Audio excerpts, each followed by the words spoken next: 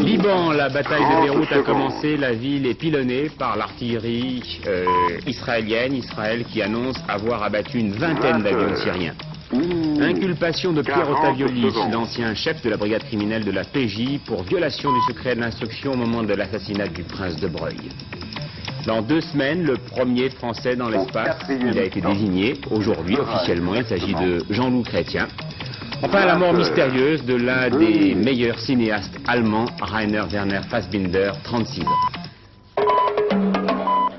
Mesdames, Messieurs, bonsoir. Une fois de plus, c'est la population libanaise qui fait les frais d'une guerre qu'elle n'a pas déclenchée et où elle ne veut pas se défendre. En ce moment, 600 000 habitants, ceux de Beyrouth, sont à la merci de tirs incessants. Les Israéliens sont en effet, depuis hier soir, nous le disions, aux portes de la capitale libanaise. L'armée a annoncé par tract son intention de prendre la ville et ne cesse de pilonner les quartiers palestiniens.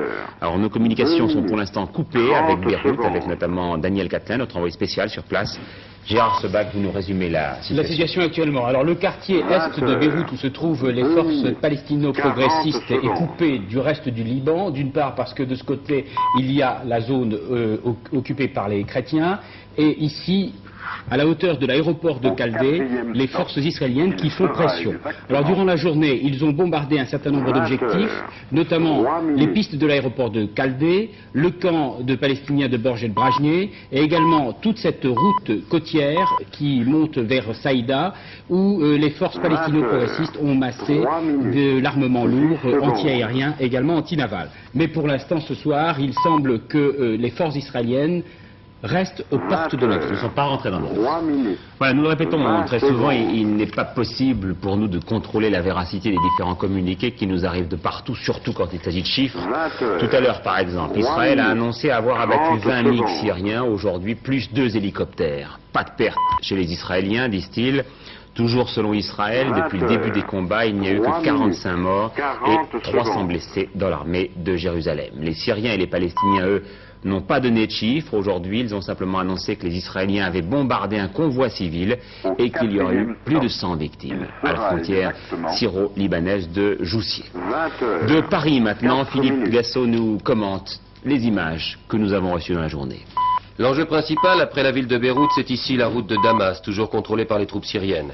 Cette voie subit une pression de plus en plus forte des troupes israéliennes.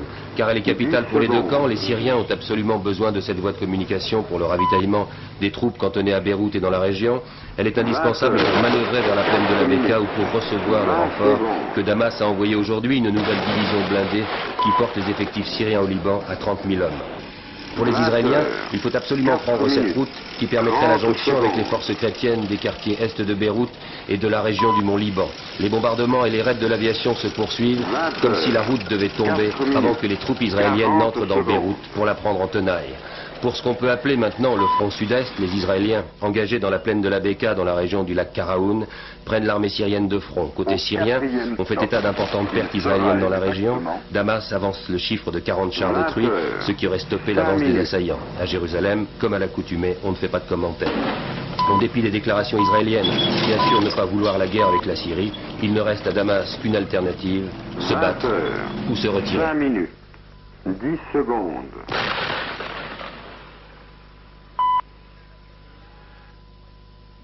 20 heures.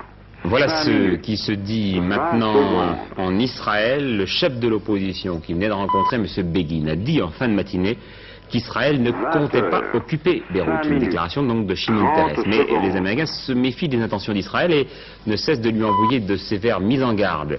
2 messages pour la seule journée d'aujourd'hui de Ronald Reagan à Menachem Begin. On avait même dit à un moment que le général Haig pourrait se rendre dès demain à Jérusalem, mais la visite semble être repoussée. Un autre diplomate américain, Philippe Habib, de toute façon, est déjà sur place. Alors au téléphone maintenant, Daniel Bilanian de Jérusalem. Daniel, vous parlez d'un cessez-le-feu possible. Une nouvelle de la semaine, qu'un cessez-le-feu pourrait être conclu dans les 24 ou 48 heures, c'est ce qu'on laisse entendre ce soir à Jérusalem. Mais en ajoutant, Israël ne conclura pas d'accord avec les Palestiniens. Le cabinet de M. Begin ne voulant traiter qu'avec des États souverains, en l'occurrence la Syrie. M. Reagan, le président des États-Unis, a envoyé un message très ferme à M. Begin, à qui il demanderait un cessez-le-feu et un retrait de ses troupes du Sud-Liban. Ici, on semble très surpris de cette demande, car serait que d'un cessez-le-feu, peut-être pour gagner du temps. La situation ce soir est donc la suivante, vue de Jérusalem. Les Israéliens sont à portée de canons de Beyrouth. Ils peuvent donc infliger une pression militaire constante sur la capitale et sur les forces politiques qui s'y trouvent. D'autre part, les Syriens subissent visiblement surtout la loi de l'aviation israélienne. Une situation qui pourrait permettre aux États-Unis à la fois d'obtenir un cessez-le-feu de la part de M. Begin, qui est pratiquement parvenu à son objectif, empêchant ainsi in extremis l'entrée des Israéliens dans Beyrouth, ce qui pour la Syrie serait certainement le point de non-retour. Car depuis la mi-journée, Radio Damas annonce la mobilisation générale de ses troupes. Voilà, merci donc Daniel Bilalian qui nous annonce, vous voyez, la possibilité d'imminence d'un cessez-le-feu décrété donc par Israël. Un commentaire du ministre français Jean-Pierre Cot sur le rôle de la force internationale des Nations Unies depuis le début de ce conflit. Il est clair que la France, la FINUL, donc la force internationale des Nations Unies, n'a pas rempli le rôle qui lui avait été confié, a dit le ministre de la coopération devant l'Assemblée nationale. Et puis ce message de Leonid Brejnev à Yasser Arafat, un message de soutien dont les termes exacts n'ont pas été révélés. Un témoignage maintenant, celui de l'ambassadeur de Syrie en France, qui revient tout juste de Damas. Question de Gérard Sebag. On vous a trouvé bien tiède depuis le début de ce conflit. La Syrie, les forces syriennes ont participé effectivement dans tous les combats, là où ils se trouvaient. Et on ne peut pas appeler intervention tiède ou rôle tiède de la Syrie quand il s'agit de combats aériens entre Israël et la Syrie, de 150 avions ou ces combats qui se sont répétés et qui ont coûté à Israël pas mal d'appareils. Monsieur l'ambassadeur, par exemple, à Beyrouth, les Israéliens disent « Soldats syriens, quittez Beyrouth, il ne vous sera fait aucun mal ». Qu'est-ce que vont faire les soldats syriens? Ça fait partie de la guerre psychologique que les troupes israéliennes sont en train de faire. Les Syriens ne se déroberont pas à leur devoir. Et comme ils l'ont fait dès le commencement de l'invasion israélienne, ils continueront à remplir leur devoir. C'est-à-dire qu'ils resteront à Beyrouth pour combattre les Israéliens? Ils combattront les Israéliens comme ils l'ont fait dès le commencement. Car il ne faut pas oublier et il ne faut pas perdre de vue que cette guerre ne fait que commencer. Le sommet de l'OTAN à Bonn s'est fait l'écho des vives préoccupations des 16 membres de l'Alliance devant les développements du conflit, mais tous ne sont pas d'accord sur les moyens de mettre fin à l'attaque israélienne.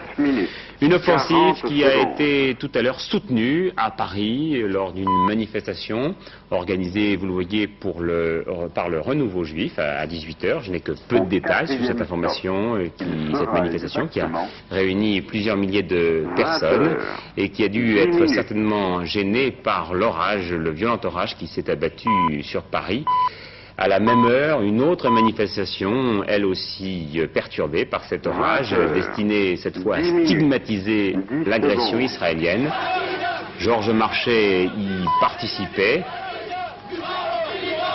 Vous le voyez, Israël hors du Liban, on a entendu des slogans, Mitterrand complice. Voici donc ce qui s'est passé tout à l'heure entre la République et la Nation. 30 secondes. Voilà, avec nous comme invité Ibrahim Sous, qui représente les intérêts de l'OLP en France. Est-ce que vous croyez tout d'abord à la possibilité d'un cessez-le-feu tel que nous en a parlé tout à l'heure Daniel Bilalian, notre envoyé spécial en Israël? Écoutez, on vient d'assister à travers ces images les 3 derniers jours à une invasion barbare du Liban où tous ceux qui ont fait les frais de cette machine de guerre israélienne sont les populations civiles palestiniennes et libanaises. Il y a eu, nos chiffres sont de 8 000 à 10 000 morts et blessés. Chez vous, dans la population libanaise et palestinienne. Nos combattants, nous n'avons jamais prétendu faire une guerre de position à Israël, à l'armée israélienne. Nous menons avec l'armée israélienne une guerre de position. C'est pour ça que nos pertes sont minimes. D'un autre côté, on peut vous citer des chiffres très précis des pertes israéliennes, entre 320 et 400 morts et blessés. Alors qu'ils annoncent 45 morts, je le disais tout à l'heure. Oui, bien entendu. Et 80 chars, ce sont les chiffres d'hier soir. 80 chars, un navire, un destroyer et ensuite des pertes en matériel secondaire. Mais est-ce que vous croyez pas... Ce que je veux dire par là, c'est que cette campagne d'intoxication à laquelle on assiste en France, pour une fois, si vous comparez les communiqués de guerre israéliens et nos communiqués, vous allez voir que nos communiqués sont très précis, avec des chiffres réalistes, tandis que les leurs sont pleins de fanfaronnades, et ils essayent de donner l'impression, de donner un coup psychologique, comme quoi ils ont réussi à encercler la direction palestinienne à Beyrouth. Alors, sur le fond des choses maintenant, est-ce que vous ne vous sentez pas responsable de cette espèce d'escalade de la violence quand même au Proche-Orient, en ayant menacé de tout temps la Haute-Galilée, c'est-à-dire le nord d'Israël? Bon, écoutez, je m'excuse. Soyons logiques et regardons l'histoire en face. Le problème dans le Proche-Orient, c'est qu'Israël est venu prendre un pays, chasser ses habitants de là-bas, et depuis 30 ans, ces habitants légitimes essayent de regagner leur patrie pour y fonder un État indépendant. Nous sommes les victimes de ce conflit. Vous ne pouvez pas plus empêcher qu'Israël vive. Israël est l'agresseur de ce conflit. Jusqu'à nouvel ordre, Israël nous nie le droit à l'existence. Nous avons également le droit de vivre en paix sur notre patrie. Où voulez-vous qu'on aille? Il faut quelque part où on soit, où on puisse nous défendre. Alors, je reviens à la même chose, c'est que finalement, ce qui s'est passé depuis le cessez-le-feu qui a été conclu à travers les Nations Unies l'année dernière, c'est que ceux qui ont violé le cessez-le-feu, ce sont les Israéliens. Nous avons respecté le cessez-le-feu sur la frontière libanaise jusqu'à ce qu'Israël ait bombardé par un raid aérien Beyrouth il y a à peu près 2 mois. Le premier raid, nous n'avons pas répondu. Le deuxième raid, nous avons fait un tir de roquette sur une région non peuplée, d'ailleurs commentée par toute votre presse. Et la dernière fois, c'était trop sur trop. On ne peut pas nous empêcher de nous défendre de la machine de guerre israélienne. Alors ce que je veux dire par là, c'est que maintenant, le président Mitterrand l'avait dit il y a quelques mois, l'OLP était l'expression des combattants palestiniens. Les Israéliens ont fait la preuve de ça. Ils ont vu que maintenant sur le terrain, l'OLP exprime la volonté des combattants palestiniens et elle est le seul représentant légitime du peuple palestinien. Qu'un cessez-le-feu, je rejoins votre question des débuts, soit conclu demain, nous sommes partie prenante à ce cessez-le-feu à condition que nos droits sont respectés, que nos droits légitimes soient respectés, à savoir que nous avons le droit d'établir un État palestinien indépendant sur la terre de la Palestine. Voilà, merci Ibrahim Sousse pour votre commentaire. Je vous rappelle que Meir Rosen fut notre invité, l'ambassadeur de France en Israël, fut notre invité avant-hier dans notre journal de 13h. L'ambassadeur d'Israël en France. Je vous parlais tout à l'heure du sommet de l'OTAN à Bonn. Il vient de s'achever alors que des dizaines de milliers de manifestants ont protesté contre la politique de Ronald Reagan. Sur place, Michel Meyer. Une photo de famille OTAN où la France était représentée par le Premier ministre Pierre Mauroy. Point fort d'un sommet où l'on a su taire les disharmonies les plus sensibles entre alliés, une déclaration dite de Bonn qui se veut un véritable plan de paix pour les années 80. On y retrouve aussi, de la part du président Reagan, le souci de désamorcer les mouvements pacifistes européens, tout en révisant son image de guerrier froid. Mais si, au-delà du cordon policier qui le gardait de tout contact populaire, le président américain avait pu suivre la manifestation que sa présence à Bonn avait suscitée, peut-être aurait-il douté de son succès. Quelques 250 000 manifestants, presque autant qu'en octobre dernier, s'étaient massés sur les bords du Rhin. Quelques 120 trains spéciaux et des centaines de bus les avaient amenés à pied d'œuvre. La plupart d'entre eux sont arrivés à refuser de nouvelles fusées nucléaires américaines après des premières armes dans la lutte contre les réacteurs nucléaires. Un peu rose, mais surtout vert politiquement, l'engagement de ces foules révèle aussi une volonté de manifester une plus grande indépendance envers les États-Unis. Moins politique que celle du mois d'octobre dernier, cette manifestation de la Fête-Dieu allemande a surtout été une sorte de kermesse bon enfant. Elle prouve toutefois que le réservoir écologiste et pacifiste allemand reste bien garni, bien fourni, ce qui s'exprime aussi au cours d'élections locales et régionales où les Verts antinucléaires gagnent leur entrée dans les parlements régionaux. Oui, pendant cette démonstration de foule, un manifestant a tenté de se suicider. Samedi, d'autres manifestations très impressionnantes, elles aussi, avaient en revanche salué l'arrivée de Ronald Reagan. Autre manifestation tout à l'heure devant l'ambassade de Roumanie pour protester contre la disparition depuis le 20 mai de l'écrivain Virgil Tanaz. L'ambassadeur de Roumanie a nié toute participation. Toute cette campagne, disent les Roumains, n'est qu'une inqualifiable provocation. Hier, François Mitterrand, dans sa conférence de presse, s'est interrogé sur la responsabilité de la Roumanie, mais n'a pas préjugé de l'enquête en cours. Deuxième conflit en cours, la guerre Iran-Irak. L'Irak vient d'annoncer, il y a 1 heure tout juste, que ses armées observeraient un cessez-le-feu, désormais donc, cessez-le-feu pour le moment unilatéral. Enfin, le conflit des Malouines. Ici, des images d'un débarquement anglais au cours duquel une péniche a été coulée par l'aviation argentine. Une péniche, vous voyez, un bâtiment très impressionnant, du style de celui que vous voyez ici. 6 Britanniques tués et 5 blessés. Buenos Aires fait état d'un repli ce soir des Britanniques. C'est sur ce fond de guerre que Jean-Paul II va arriver demain à Buenos Aires. Il sera 13h hors de Paris. Auparavant, le pape aura fait escale à Rio dans la nuit, mais le clergé brésilien a mis en place tout un dispositif d'accueil. Les lumières s'allumeront sur la ville, les mouchoirs blancs flotteront à l'aéroport et les cloches sonneront à 4h du matin. Philippe Rochaud, lui, vous dit ce qui se prépare en Argentine. Pour prier dans cette basilique, les chrétiens d'Amérique latine font parfois des milliers de kilomètres. C'est là que Jean-Paul II dira la messe, devant la statue du général Belgrano, l'un des pères de l'indépendance de l'Argentine, et plus de 500 000 fidèles. C'est la première fois qu'un pape va fouler le sol argentin. Sans la guerre, il ne serait pas venu. Les 20 millions de catholiques de ce pays le savent, et le conflit des Malouines sera présent dans tous les esprits. Mais en Argentine, l'Église et la patrie font bon ménage. Dans cette basilique de Luján, les 3 armes, l'aviation, la marine, l'armée de terre, ont laissé des hommages à la Vierge. Ici, toute l'Argentine vient prier depuis 350 ans, devant une statue de la Vierge venue du Brésil, sur une charrette à cheval, et dont l'attelage s'est brisé à cet endroit même, où 2000 personnes viennent se recueillir chaque jour. Mais aujourd'hui, il y a la guerre des Malouines, et si l'on vient se faire bénir, c'est pour la paix, ou pour protéger un frère ou un fils qui se bat contre les Anglais. Alors ces familles ont placé beaucoup d'espoir dans la visite du pape.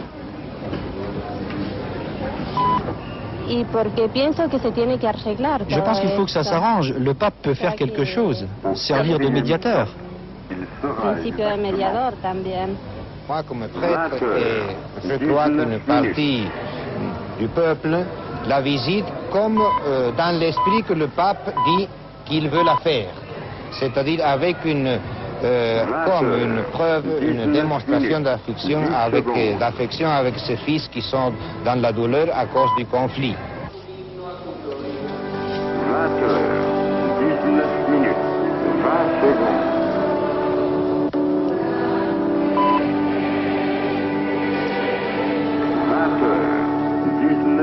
Mais pour ces milliers de croyants des quartiers populaires de Buenos Aires, qui chaque mois viennent prier devant la statue de San Cayetano et demander du pain et du travail, la visite de Jean-Paul II en Argentine ne sera pas seulement un espoir de paix pour les Malouines.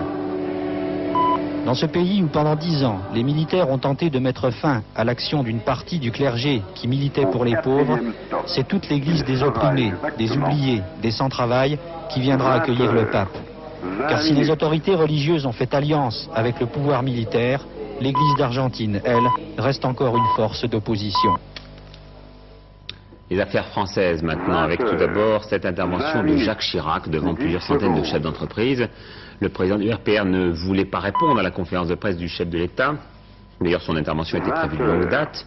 Il a au contraire discouru sur le mode, disons, tranquille, avec des références permanentes à la légalité républicaine. Un extrait de son intervention. Pourtant, il faut tenir jour après jour, mois après mois, mobiliser toutes les énergies pour faire front, dans le cadre naturellement du strict respect de la légalité républicaine, cela va de soi, des principes de la démocratie, c'est évident, mais faire front dans la tourmente que nous connaissons. Rien, sachez-le, n'est irréversible, rien n'est irréparable quand la nation est prête au sursaut. Et demain, c'est-à-dire...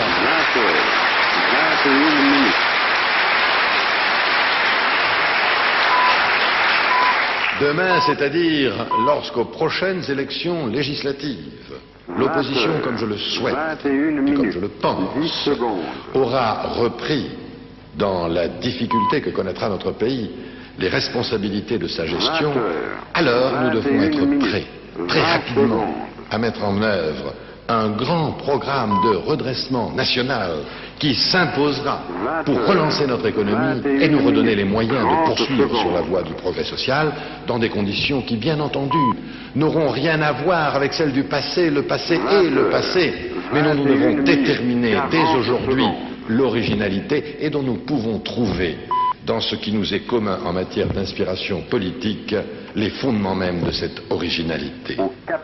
Jacques Chirac, qui dans 2 semaines sera notre invité pour notre nouvelle émission, L'heure de vérité, 2 jeudis par semaine. La fois dernière, c'était Jacques Delors. Et ce soir, François Aimé, c'est Georges Marchais. Eh bien oui, c'est Georges Marchais qui est d'ailleurs déjà là, dans ce studio, où le public, vous le voyez, commence à arriver. Alors, sur quoi Georges Marchais sera-t-il interrogé ce soir? Eh bien, l'actualité est particulièrement riche, y compris dans ses aspects les plus dramatiques. Il est probable qu'il parlera de la santé du Parti communiste, de ses projets, des guerres qui ravagent le monde, des conflits sociaux actuels français, et qu'il dira ce qu'il pense de la conférence de presse tenue hier par le président de la République. Comment réagit-il, par exemple, lorsque François Mitterrand dit qu'il souhaite une alliance atlantique plus soudée? Alors, vous connaissez la formule de notre émission. 4 journalistes vont se succéder, se relayer pour interroger Georges Marchais. 3 d'entre eux seront ici, face à lui, dans ce public qui nous entoure, et leurs noms seront tenus secrets jusqu'au dernier moment. Le 4e sera Philippe Arouard, qui lui se trouve déjà à SVP et qui posera les questions qui lui seront données par les téléspectateurs. Lesquels téléspectateurs peuvent d'ailleurs dès maintenant appeler SVP 1111, SVP 1111, c'est-à-dire 787 1111, précédé, pour ceux qui habitent la province, du 16 et du 1. Voilà, une émission donc que nous retrouvons 2 jeudis par mois. Des précisions du ministre de la Communication sur ce que sera la future 4e chaîne de télévision. Elle utilisera donc, nous le savions, le réseau 819 lignes, et les quelques 20 ou 30 000 utilisateurs encore en possession de l'un de ces postes seront indemnisés. La mise en place de cette chaîne s'étalera sur 3-4 ans. Le vote de la loi Quillot, eh bien, elle va pouvoir se mettre en place. Le Sénat l'a en effet adopté à son tour. Le conflit de chez Talbot à Poissy, la direction commence à compter les non-grévistes. Ce matin, une manifestation de la CSL, la Confédération des syndicats libres. Grévistes et non-grévistes se sont retrouvés face à face sans incident. Pendant que la CSL et les non-grévistes manifestaient ce matin à Poissy, sous l'œil de la police, les grévistes, eux, encore une fois, occupaient l'usine. Le point chaud, c'est toujours l'atelier de montage. Les ateliers presse et mécanique tournent au ralenti. Ce soir, la direction estime que plus de 8000 voitures ont été perdues. Climat très tendu toute la journée.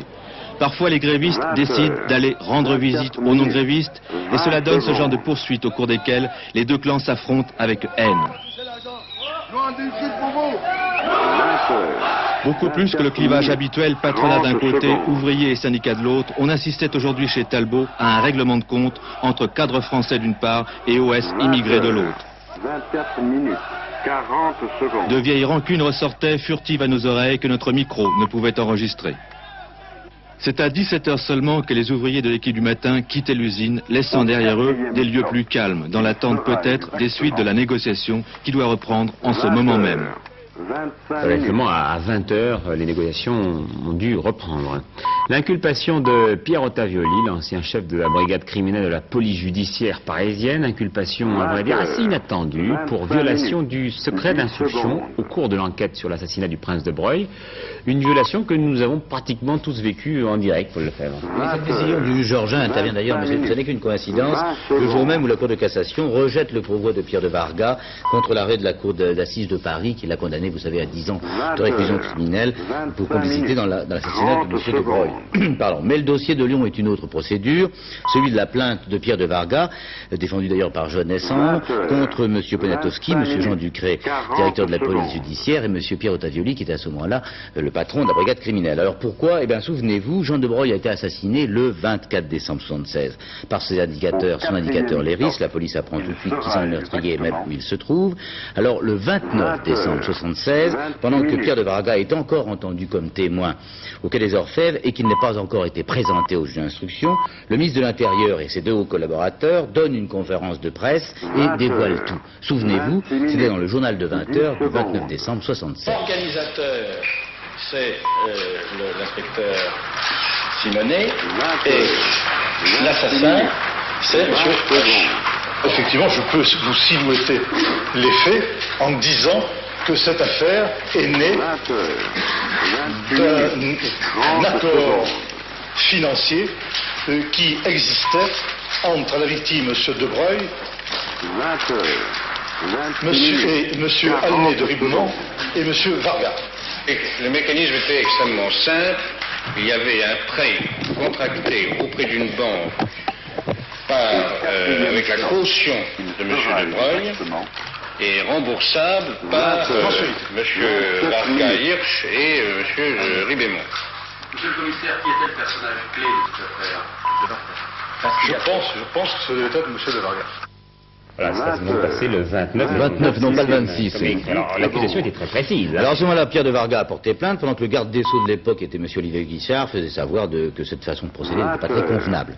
Alors, en tant qu'OPJ, donc magistrat, M. Ducret et M. Otagali ne relèvent pas de la juridiction du lieu où ils exercent leurs fonctions. C'est la raison pour laquelle la loi en dispose ainsi. Ils ont été convoqués par le parquet et par le juge d'instruction de Lyon. Alors, aujourd'hui, M. Ducret était malade. Quant à M. Poniatowski, il était également visé par la plainte, mais n'a pas été convoqué. Sa thèse d'ailleurs était de dire qu'il n'était pas lié par le secret d'instruction et que seuls ses subordonnés relevaient du pouvoir judiciaire. Thèse qu'on pouvait d'ailleurs discuter, mais de toute manière, M. Poniatowski étant ministre à cette époque, ne pouvait être que traduit devant une autre cour de justice et le Parlement a déjà refusé cette comparution. Je ne sais maintenant comment vous parlez de Jean-Loup Chrétien. Faut-il l'appeler cosmonaute comme le font les soviétiques, astronaute comme le font les Américains ou spationaute comme nous le recommandaient les Français? Voilà maintenant qu'hier François Mitterrand dans sa conférence de presse a parlé d'aéronaute. Alors c'est au goût de chacun. Si vous avez des idées, vous pouvez nous écrire. En tout cas, ce fils de l'air, Jean-Loup Chrétien, qui est à droite sur votre écran, a été officiellement désigné comme devant faire partie de l'équipage franco-soviétique qui partira le 24 juin pour rejoindre la station Salyut. Les deux autres s'appellent, ceux qui sont à gauche et au centre, s'appellent Gianni Bekov et Ivan Jekov. Rainer Werner Fassbinder est donc mort ce matin, très tôt, à Munich, des suites d'un arrêt cardiaque qui pourrait bien être consécutif à une trop grande absorption de drogue. Une autopsie sera pratiquée demain. Fassbinder, c'était un créateur très important en Allemagne. Il n'avait que 36 ans et faisait partie de cette génération montante avec Wenders et Schlöndorff. Schlöndorff qui a rencontré tout à l'heure Martin Chaussin qui lui a demandé pourquoi cette boulimie de films chez Fassbinder, déjà une quarantaine de films derrière lui, 4 à 6 mises en scène par an. Voyons-nous, a-t-il dit la semaine dernière, sinon on sera mort avant de s'être parlé. Il a toujours senti comme s'il lui restait peu de temps. Il a toujours travaillé vite, déjà quand il a commencé il y a 10-12 ans, on était époustouflé de son rythme. Or, au fur et à mesure des années, et surtout depuis 2 ans, il accélérait même au-delà du supportable pour ceux qui travaillaient avec lui. Je pense que vraiment on peut dire, cause de sa mort, sa vie, c'était absolument, et pour lui, la mort faisait partie de la vie, c'est dans tous ses personnages, il y a ça. On meurt tout le temps dans ses films, ce sont des films construits sur le modèle du mélodrame. Lui-même, il aurait dit, s'il avait appris sa mort, je pense, quelle folie, quelle démence de démence. Pour lui, ça a commencé dès sa naissance et il nous disait toujours, mais comment mes parents ont-ils pu mettre un enfant au monde en 1944 ? Et puis tout à l'heure aussi la mort de Gala Dali, l'épouse et la muse du peintre. Elle avait 89 ans, Salvador Dali était à ses côtés ce matin, ainsi que la fille qu'elle avait eue d'un premier mariage avec Paul Éluard. Une belle victoire de l'équipe de France en hippisme. Elle est devenue cet après-midi championne du monde de saut d'obstacles par équipe. C'est la première fois que cela lui arrive et cela s'est passé à Dublin. Henri Bodiguel vous commentera à 23h15 les images de cette victoire. La météo maintenant avec Alain Gillot-Pétré. Et des orages, inondations au Havre, 2 mètres d'eau dans certaines rues, 2000 appels aux pompiers, 3 blessés par fracture. À Caen, à 16h, il faisait nuit. À Orly, la foule est tombée sur un radar, le trafic était complètement perturbé, ça reprend maintenant, c'est cela l'orage, et je vous l'avais annoncé hier. Pourquoi? Eh bien, c'est de la vraie pluie. Pourquoi? Cela est dû au fait que l'anticyclone qui était sur l'Europe est parti, alors la perturbation atlantique pénètre sur notre pays. Demain, le mauvais temps, le gros mauvais temps sera surtout sur l'est du pays. En revanche, sur la Méditerranée, grâce à cet anticyclone, il fera toujours beau et chaud. Mais aussi, il faut savoir qu'avec le système des perturbations, le vent va devenir du nord-ouest, donc il va faire nettement plus frais. Pour demain, donc, sur la Méditerranée, c'est du beau temps, beau et chaud et lourd, quasiment toute la journée. Des Vosges au Jura, au Morvan, aux Alpes, au Massif central et aux Pyrénées, temps très nuageux avec de la pluie et des orages très violents. Vous allez voir ce qui vous arrive sur l'Est, ce n'est pas triste, on l'a vu aujourd'hui à Paris et en Normandie. Sur tout l'Ouest du pays, un temps variable avec une tendance d'éclaircies, de passages nuageux, toujours accompagné d'averses et surtout sur les côtes de la Manche. Mais aussi arrivé en fin de journée d'une nouvelle zone perturbée sur la Bretagne, de nouveau de la pluie. Les températures qui vont baisser ici et là, voilà. 4 à 5 degrés en moyenne, regardez, 19 degrés à Brest, 23 à Paris, il a dû faire 28-29 aujourd'hui. En revanche, sur l'Est et au Sud, ça reste quand même très très chaud. Mais c'est convenable, bien que cela baisse. Demain, vendredi 11 juin, 1 minute de soleil en plus, levé 5h49, couché 21h52, et c'est la Saint-Barnabé qui n'a rien à voir avec la pluie qui ne rattrape absolument pas Saint-Médard. Voilà, vous êtes d'accord avec Beaumed, on n'y croit pas beaucoup, c'est tous ces signes-là. À 23h15, Jacques Merlino vous présentera le dernier journal. Tout de suite, après une parenthèse de publicité après ce journal, vous retrouvez François-Henri de Vierieux et son émission L'heure de vérité, avec comme invité Georges Marchais. Et ce sera un autre communiste, Jacques Ralit, ministre de la Santé, qui sera demain à 12h45 l'invité de Bernard Langlois. Bonne soirée à tous, à demain 20h.